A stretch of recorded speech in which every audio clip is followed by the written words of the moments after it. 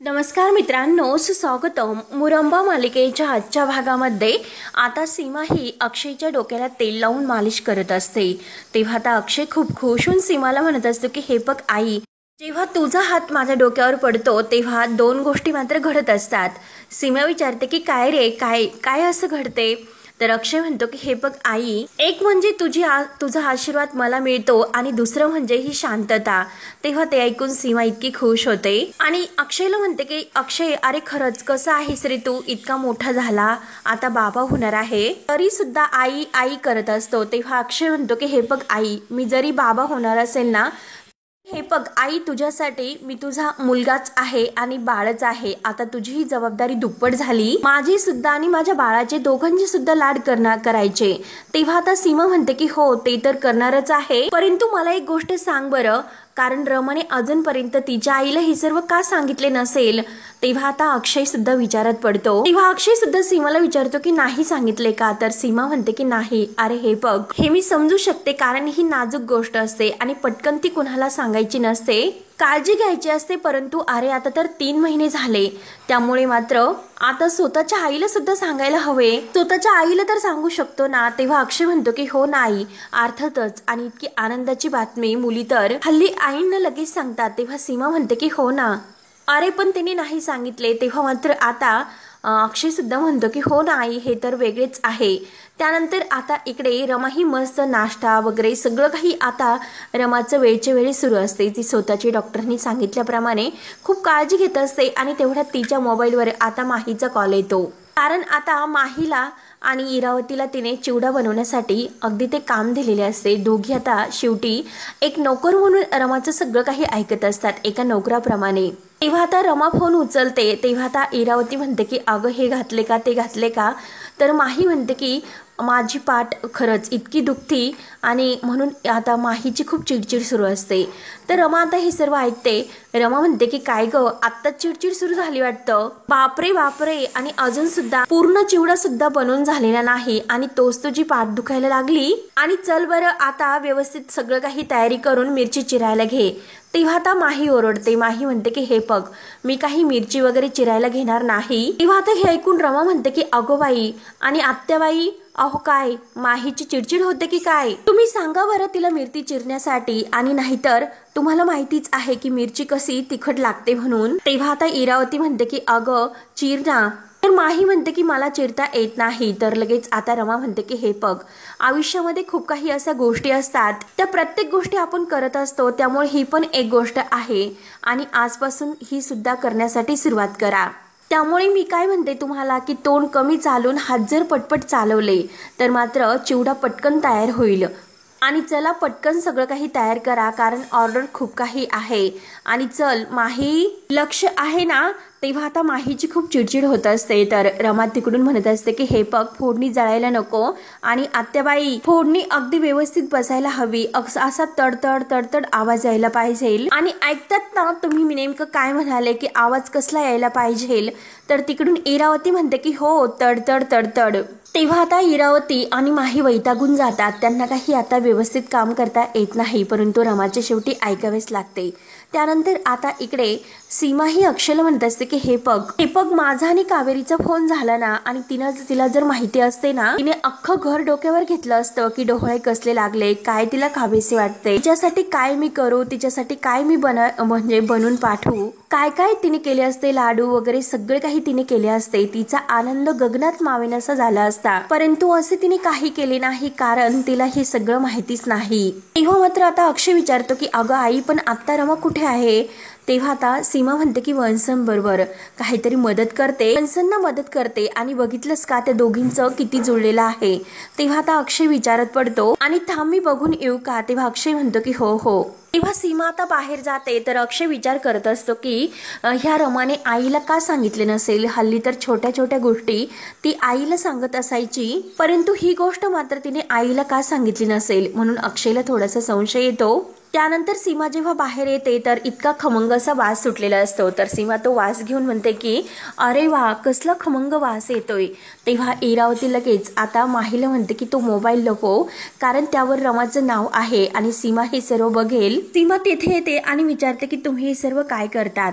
तेव्हा लगेच काय हे काय पोहे सुरू आहे का?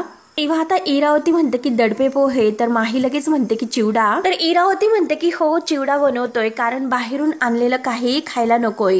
आणि हे पग बाहेरून आणलेल्या चांगल्या गोष्टी नसतात, व्यवस्थित त्या तळलेल्या वगैरे नसतात आणि कोणतेही मसाले वापरले असतात. त्यामुळे असं वाटलं की आपण हे सर्व घरी करूयात. त्यामुळे हे पग अक्षय तर आता रमाला कोणतंही काम करून देत नाही. त्यामुळे मला असे वाटले की थोडासा व्यायाम व्हावा, यासाठी मात्र आता ही चिवडा बनवण्याचं काम मी तिला दिले. तेव्हा आता सीमा म्हणते की हो हे तर तुमचं बरोबर आहे, पण इतका चिवडा आहे तर ती एकटी नाही ना खाणार. आणि बघ वंश, हे बघा मला तर असे वाटते की काय तुमचं दुकान बनवण्याचा प्लॅन आहे की काय. त्यानंतर आता इकडे रमाचे काका आहे तर ते मंगला मावशीला म्हणतात की अगं मला नक्की काहीतरी गडबड वाटते, ही आपली रमा आहे का खरी? म्हणजे हे बघ मला संशय येतो, कारण नेहमीसारखा ती कधी कॉल करत नाही, विचारपूस करत नाही आणि कोणतीही खबर बातमी नाही. त्यावर तर मंगला मावशी म्हणते की अहो संसारामध्ये आपली पोरगी रमली, त्यामुळे तिला आठवण होत नसेल कॉल वगैरे करण्याची, विचारपूस करण्याची. तेव्हा आता काका म्हणतात की आपल्या संसाराला इतकी वर्ष झालीत, परंतु ही कधीही संसारात इतकी नाही रमली. तर तेव्हा आता मंगला मावशीला राग येतो. मंगला मावशी धावतच आता काकांवर येते आणि म्हणते की काय काय म्हणालात तुम्ही की इतकी वर्ष संसाराला झाली, आणि हे बघा संसारात रमण्यासाठी नवरा सुद्धा तसाच असायला हवा, तुमच्यासारखा नकोय सतत अगदी पिऊन डुलत येणारा. मग सांगा बरं मी संसार कसा करणार होते, म्हणून मी माहेरी येत होते. तर काका म्हणतात की अगं मी तर मग म्हणूनच तुझ्या माहेरी येऊन राहिलो की नाही, तू येत होती म्हणून तुझ्या पाठीमागे. तेव्हा आता मंगला मावशी ओरडते. मंगला मावशी म्हणते की हो ना, उपकारच केले. अहो जरा रमाकडे बघा, अक्षयराव चांगले आहे म्हणून ती संसारात इतकी रमली, तुमच्यासारखं नाही सारखं आपलं ढोसून यायचं आणि ढोसून यायचं. तेव्हा आता काका म्हणतात की मंगले अगं तू असं काय करतेस, मी सुद्धा आता कधी मध्येच घेत असतो, असं सारखं कुठे घेत असतो, मी सुद्धा आता सुधारलो की नाही. तेव्हा आता मंगला म्हणते की हो का, सुधारला का? तर काका म्हणतात की अगं हे सर्व जाऊन दे, मला एक गोष्ट सांग बरं, आता हे रमाचं काय करायचं? तेव्हा आता मंगला मावशी विचारते की म्हणजे काय? तर काका म्हणतात की हे बघ अगं विचार कर, नेहमीसारखी मंगलाला तुझी आठवण येते का, माझी आठवण येते का, तिच्या आईची तरी आठवण येते का, अगं त्या माऊलीची तरी आठवण यायला पाहिजे. तेव्हा आता मंगला मावशी म्हणते की अहो नक्की खरंच ना, तिला आता सध्या कुणाची आठवण येत नाही, ती कॉल वगैरे करत नाही. नक्की काय झाले असेल तिकडे, सर्व ठीक तर असेल ना? तर काका म्हणतात की काय झाले असेल कुणास ठाऊक, आणि नक्की काय झाले असेल हे शोधून काढावे लागेल, असे आता काका आणि मावशी ठरवतात. त्यानंतर आता इकडे सीमा विचारत असते की अगं इतका चिवडा का बनवलास? तेव्हा आता माही पुढे येते. माही म्हणते की मला खाण्याची इच्छा झाली होती आणि मला खाता यावा यामुळे जास्त मी बनवून ठेवलेला आहे, म्हणून एवढा चिवडा मी बनवते. तेव्हा आता इकडे रमा फोनवर सगळं काही बोलणं ऐकत असते. सीमा विचारते की अगं पण तरी सुद्धा तू इतका चिवडा का बनवतेस? अगं दिवाळीच्या वेळी सुद्धा आपण इतका चिवडा नाही बनवत, कारण आपल्या घरामध्ये इतका खप नाही. तेव्हा आता माही इरावतीकडे बघत असते. तर इरावती लगेच सीमाला म्हणते की अगं म्हणजे हे पग सीमा वहिनी, दिवाळीला आपण नाही करत, परंतु आता प्रेग्नेन्सी मध्ये लागणार आहे ना ग, आणि मनापासून ती चिवडा खाणार आहे. आणि हे बघ ना अगं आपल्या घरामध्ये म्हणजे मुकादमांच्या घरात काही माणसांना कमी आहे का? हे बघ अगं सकाळी सुद्धा नाश्त्याबरोबर चिवडा लागणार, दुपारी सुद्धा भाताबरोबर जरा चविष्ट म्हणून चिवडा तर लागणारच, आणि चहाच्या बरोबर सुद्धा रात्री थोडासा चिवडा लागणारच, आणि थोडासा जर उरला आपण तो रमासाठी ठेवूयात. आणि रमा म्हणजे बाळाने जर आता तो चिवडा म्हणजे रमाने खाल्ला तर बाळाने खाल्ला असं होईल, आणि तेवढंच आपल्याला सुद्धा पुण्य लागेल, बाळासाठी आपण इतकं काही करतो म्हणून. तेव्हा आता सीमा म्हणते की वंश हे बघा मला नाही आवडले, आणि तुम्ही रमाला का त्रास दिला, मला सांगितले असते तर मी केला असता चिवडा, मला काय म्हणजे त्रास वगैरे झाला नसता. तेव्हा इरावती लगेच म्हणते की अगं काय बोलते सीमा वहिनी, आणि हे बघ तू असे बोलून मला खरंच परके केले. सीमा म्हणते की अहो वंश तसे नाही, मला तसे म्हणायचे नव्हते आणि राहिले. आणि हे बघ रमे, अगं खरंच तू खूप चांगलं काम केलं की वंशला तू चिवडा करण्यासाठी सांगितला म्हणून, आणि हे बघ तुला काय हवं नको तू वंशला सांगितलं आणि खरंच बरं केलं. आणि वंश हे बघा अहो अशा वेळेत मात्र प्रेग्नेन्सीच्या काळात घरच्यांनीच लाड पुरवायचे असतात, हो की नाही? तेव्हा आता इरावती माहीच्या डोक्यावरून प्रेमाचा हात फिरवते आणि हो ग, आपण तर अशा वेळी लाड तर पुरवायलाच पाहिजे.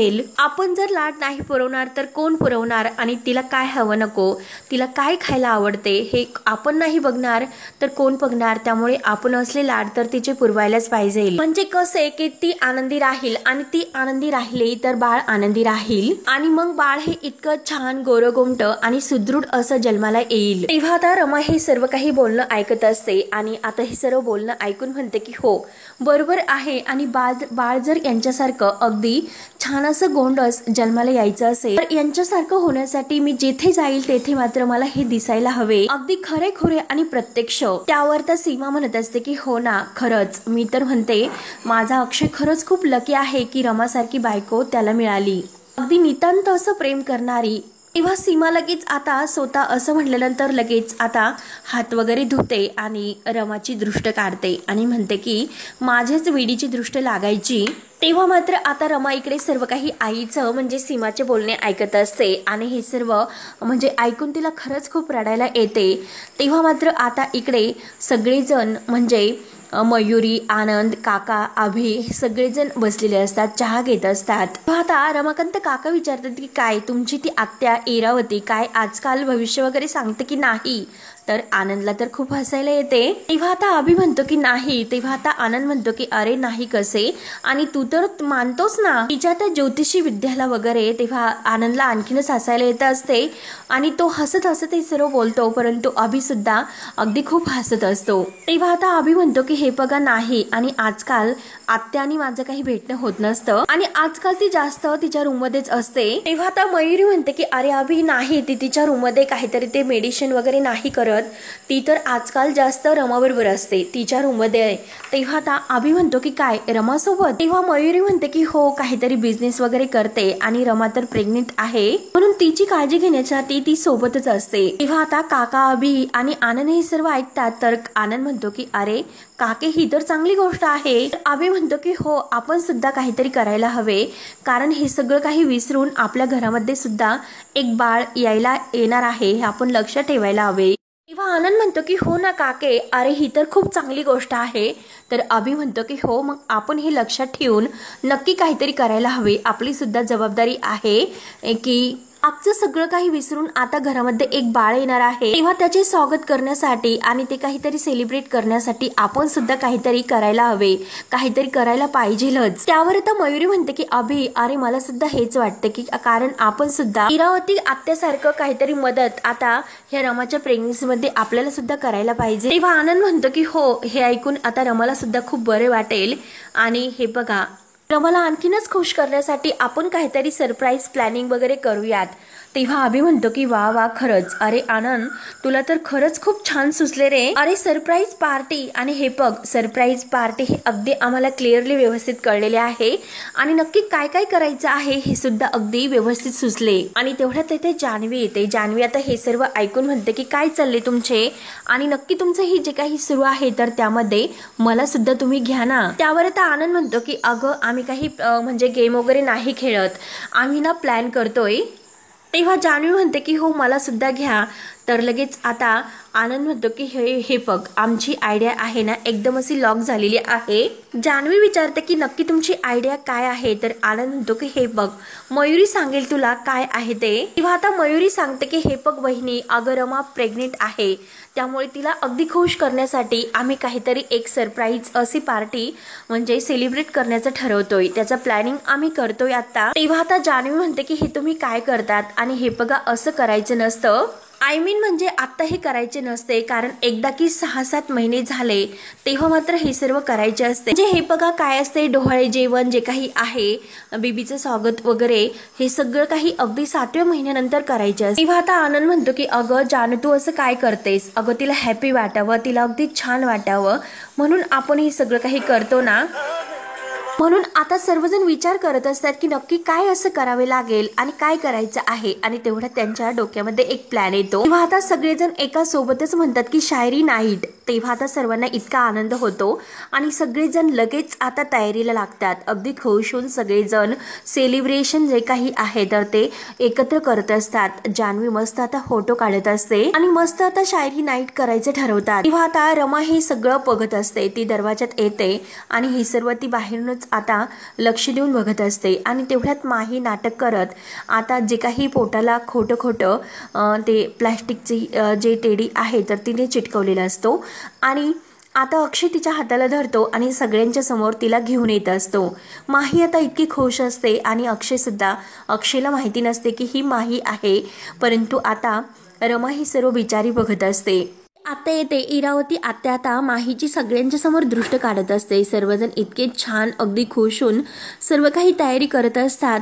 तेव्हा मात्र आता बिचारी रमा आपले हे सर्व बाहेरून बघत असते आणि हे सगळं काही तिचा हक्क आहे, परंतु ही माहीने तिचा हक्क घेऊन किती ती घरच्यांची खोटं वागते याचं मात्र रमाला खूप वाईट वाटते. तेव्हा आता अक्षय हा तेथे माहीचा हात धरत असतो आणि माहीचा हात धरून तिला सर्वांनी किती छान तयारी केली हे दाखवतो. तेव्हा माही इकडे तिकडे बघत असते, परंतु आपली बिचारी रमा तिलाच इतकं डोळे भरून येतात. सगळेजण खूप आनंदी असतात. तर पार्वती आजी खुश होऊन म्हणते की हो ना, सगळे कसे आज इतके आनंदात दिसतात. तेव्हा लगेच आता जान्हवी म्हणते की हो ना. तेव्हा आता जान्हवी परत म्हणते की हो, रमासाठी हे छान असं सरप्राईज. तर लगेच अभि म्हणतो की हो, शायरी नाईट. तेव्हा आता आजी म्हणते की अरे आपण मुकदम आहोत. तेव्हा आता अभि म्हणतो की मग काय झाले, शेरो शायरी तर सगळेजण करू शकतात ना, करू शकतात. त्यावर आता सीमा म्हणते की नाही नको, अरे अभि मला काही शायरी वगैरे नाही येत. तेव्हा आता लगेच जान्हवी म्हणते की आई तुम्ही असं का करतात. तर अभि म्हणतो की अगं हे पग काकू, तू एखादी कविता वगैरे म्हण. तर सीमा म्हणते की मला कविता वगैरे सुद्धा येत नाही. तर लगेच आता लगेच अक्षय म्हणतो शेरो शायरी तर तुला येतच असेल. आणि तेव्हा सीमा विचारत पडते. तर मयुरी लगेच म्हणते की हो, मी काय म्हणते, गाणं गायलं तर चालेल ना. तेव्हा लगेच इरावती आत्या मयुरीला म्हणते की मयुरी हे पग मी तुला मागच्या वेळेस काय सांगितलं होतं, तोंड बंद ठेवायचे म्हणून. कशाला उगाच गाणं वगैरे म्हणायचं, शेरो शायरी ठरलेले आहे ना, मग शेरो शायरीच म्हणायचे. तेव्हा आता मयुरीला ह्या आत्याचा खूप राग येतो. त्यावर त्या काका लगेच इरावतीला म्हणतात की इरावती हे पग भावना महत्वाच्या आहेत की नाही, मग चालेल. मग मयुरीला आता रमाकांत काका म्हणतात की तुला जे काही वाटेल ते तू करू शकते.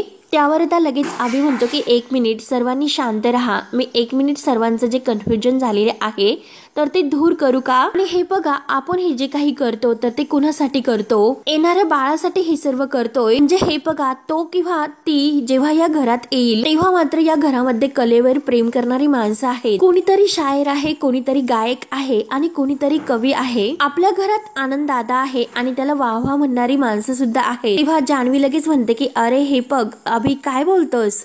तेव्हा सगळेजण हसतात. तर अभि म्हणतो की हे मी काय म्हणतो की कलेवर प्रेम करणारी माणसं या घरामध्ये आहेत, त्यामुळे हे बघा येणारं बाळ सुद्धा एक कलाकार म्हणून जन्माला यावे. त्यामुळे या घरामध्ये आता त्याच्यावर जे काही कलेचे संस्कार आहेत तर ते आपल्याला करायचे आहेत आणि त्यामुळे तुम्ही काही पण करू शकता, शेर शायरी वगैरे गाणे वगैरे सगळं काही पण करू शकतात. तर आजी म्हणते की हो ना बरोबर. तेव्हा रमा आता दरवाजात उभी राहून हे सर्व ऐकत असते आणि तिला सुद्धा खूप असे हसू येत असते. तेव्हा आता अभि म्हणतो की चला सुरुवात करायची का, आणि चल मोठी आई चल तू सुरुवात कर.